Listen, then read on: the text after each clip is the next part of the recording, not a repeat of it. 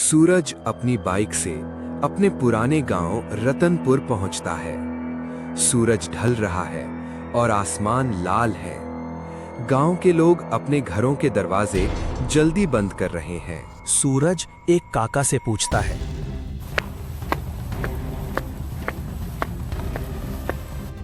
काका, अभी तो 6 बजे हैं, सब अंदर क्यों जा रहे हैं? काका डर के मारे सिर्फ इतना कहते हैं, बेटा, आज अमावस्या है, बावड़ी की तरफ मत देखना, बस अपने घर में घुस जाओ।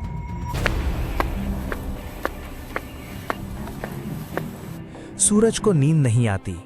उसे बाहर से किसी की रोने की आवाज सुनाई देती है।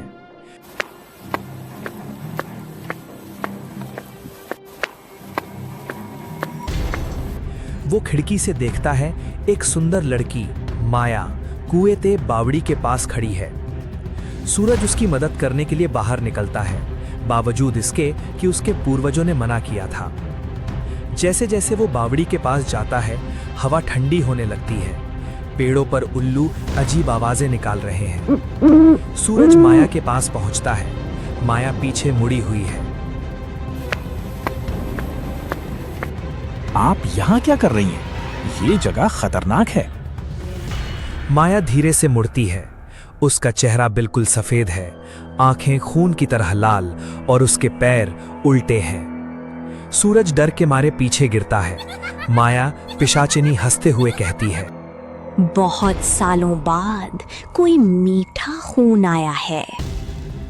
सूरज भागता है, पर रास्ता खत्म ही नहीं होता। वो वापस घूम फिरकर उसी बावड़ी के पास आ जाता है। ये एक छलावा है। पिशाचिनी उसे बावड़ी के अंदर खींचने लगती है। बावड़ी के अंदर से सैकड़ों पुराने कंकाल बाहर निकल रहे हैं। सूरज को याद आता है कि उसकी दादी ने एक बार बताया था कि इन शक्तियों को सिर्फ लाल मिट्टी या हनुमान चालीसा से रोका जा सकता है। वो वहीं पड़ी एक पुरानी मूर्ति के पास से मिट्टी उठाकर पिशाचिनी पर फेंकता है। एक धमाका होता है और पिशाचिनी चीखते हुए बावड़ी की गहराई में गिर जाती है।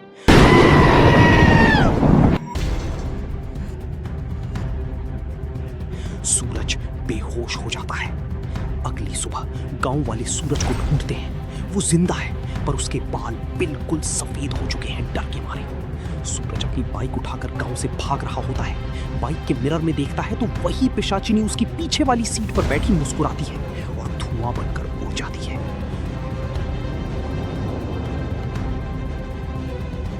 शुक्र है भगवान का, मैं जिंदा बच गया। ये गांव ही मनहूस है। सूरज गांव के बॉर्डर पर पहुंचता है। वहां वही काका खड़े हैं जो उसे पहले दिन मिले थे। सूरज बाइक रोकता है।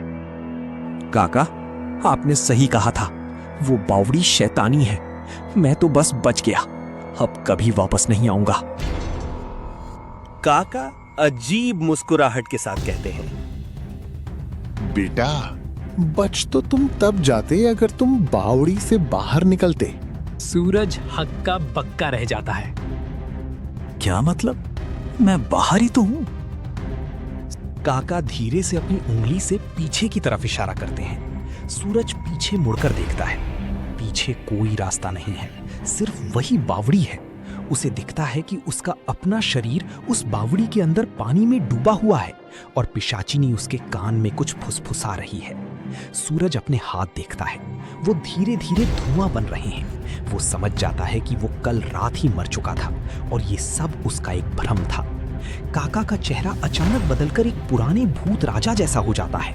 वो कहता है, इस गांव से बाहर रास्ता जाता ही नहीं है बेटा, क्योंकि ये गांव ही बावड़ी के अंदर बसा है। हम देखते हैं कि पूरा गांव एक छोटी सी माटी की हंडी के अंदर है, जिसे वही पिशाचिनी पकड़े हुए है और जोर जोर से हंस रही है।